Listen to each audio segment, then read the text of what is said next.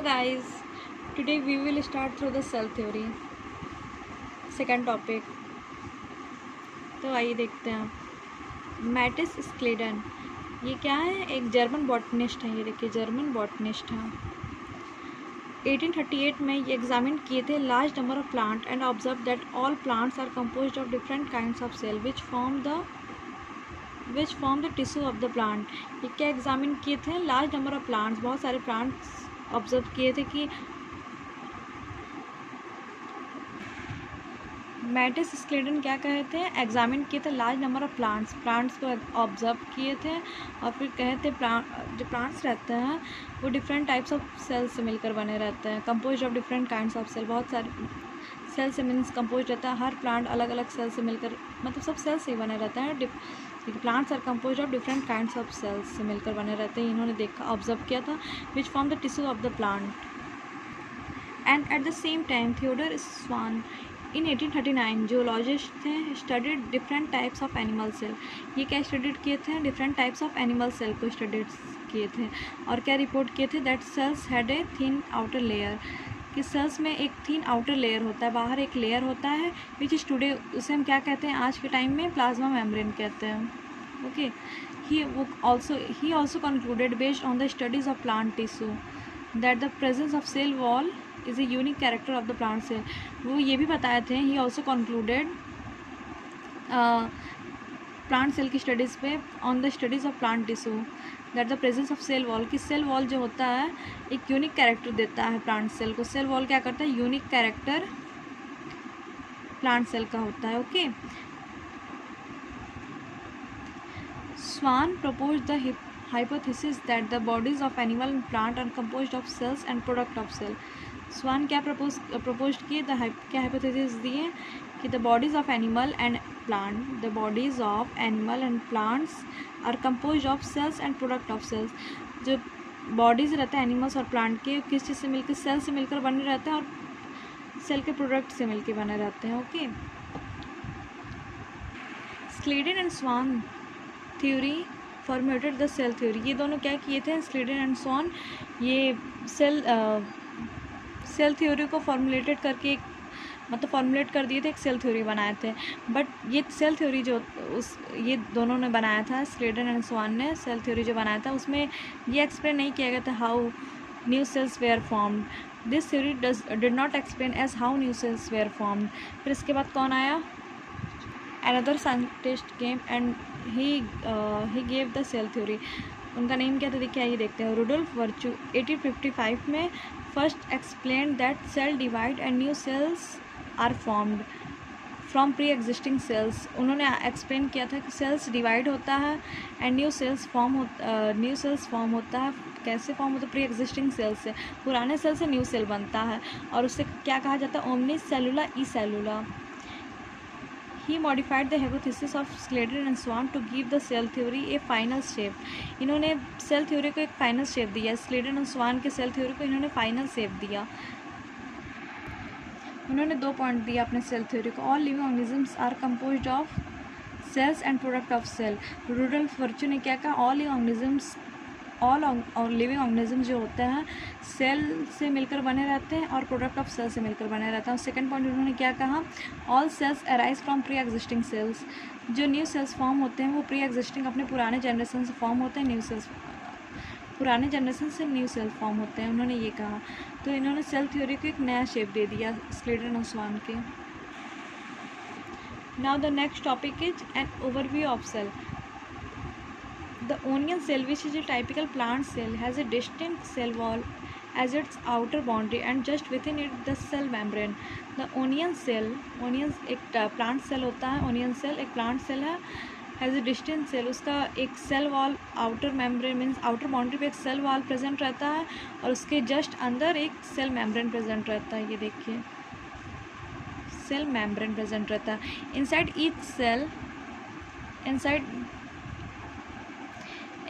each cell is a dense membrane-bound structure called nucleus. Inside each cell is a dense membrane bound structure called nucleus. जो कोई भी cell होता है उसके अंदर एक डेंस मेम्ब्रेन बाउंड स्ट्रक्चर होता है, उसे क्या कहते हैं, न्यूक्लियस कहते हैं। ठीक, this nucleus contain the chromosome. ये जो न्यूक्लियस होता है वो क्रोमोसोम रखता है, मीन्स इसके अंदर क्रोमोसोम प्रेजेंट रहता है, which in turn contain the genetic material DNA। और chromosome which in turn contain the, chromosome क्या रखता है, जेनेटिक मटेरियल, क्या कहते हैं, DNA। ओके, फिर cells that have membrane bound nuclei are called eukaryotic। cells that have membrane bound nuclei, जो सेल membrane bound nuclei प्रेजेंट रहता है उसे यूकैरियोटिक कहते हैं। cells that have membrane bound nuclei इसे यूकैरियोटिक कहते हैं, जिसमें न्यूक्लियाई प्रेजेंट रहता है इसे यूकैरियोटिक कहते हैं।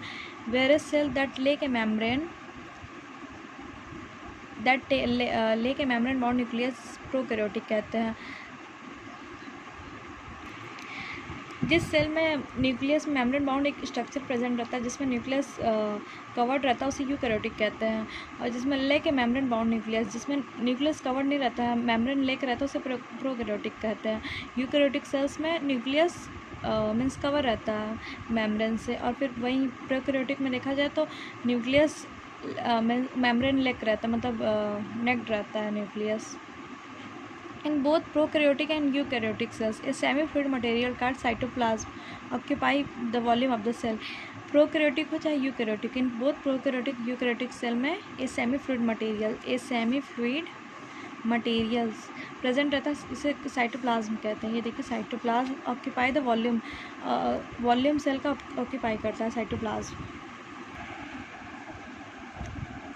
The cytoplasm is the main arena zone of the cellular activities in both the plant and animal cell।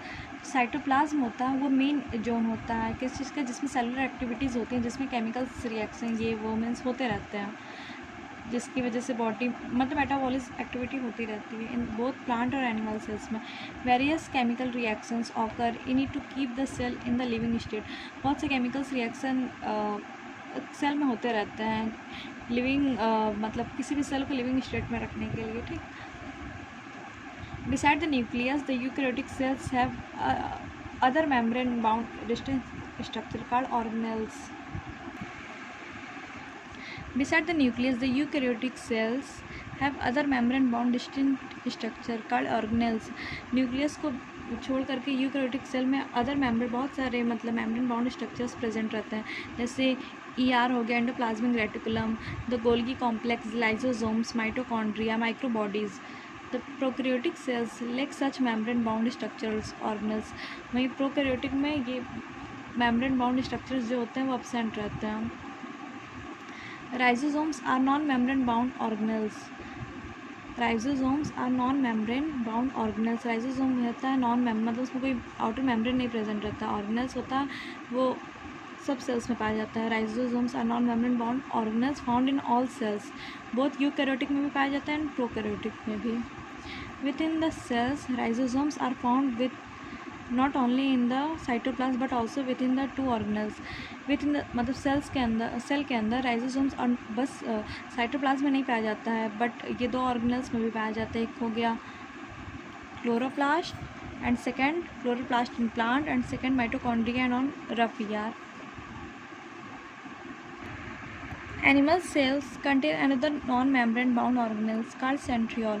Animal cell में एक नॉन मेम्ब्रेन बाउंड स्ट्रक्चर एक और रहता है, उसे क्या कहते हैं, सेंट्रियोल। वो किस में हेल्प करता है, which help in cell division. Cell division में सेंट्रियोल का मतलब हेल्प मिलता है। Now the last topic in this video is size and shape of cell. तो आइए पहले देखते हैं size. Cell differ greatly in size, shape and activities. Cell बहुत डिफर करता है साइज में, शेप में, एक्टिविटीज़ में। माइकोप्लाज्मा क्या है, स्मॉलेस्ट सेल है। Mycoplasma smallest cell, only 0.3 mycoplasma smallest cell है, only 0.3 micrometre in length. PPLO like organisms is an example of mycoplasma.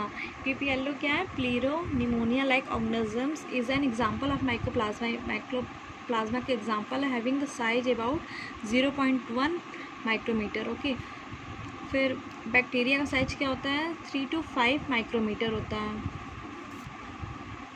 Largest isolated single cell कौन सा होता है? Egg of an ostrich, ostrich का। Human RBC, human red blood cell 7 micrometre in diameter होता है। Nerve cell जो होता है लॉन्गेस्ट सेल होता है। फिर शेप के बारे में आइए देखते हैं। The shape of the cell में vary with the function they perform.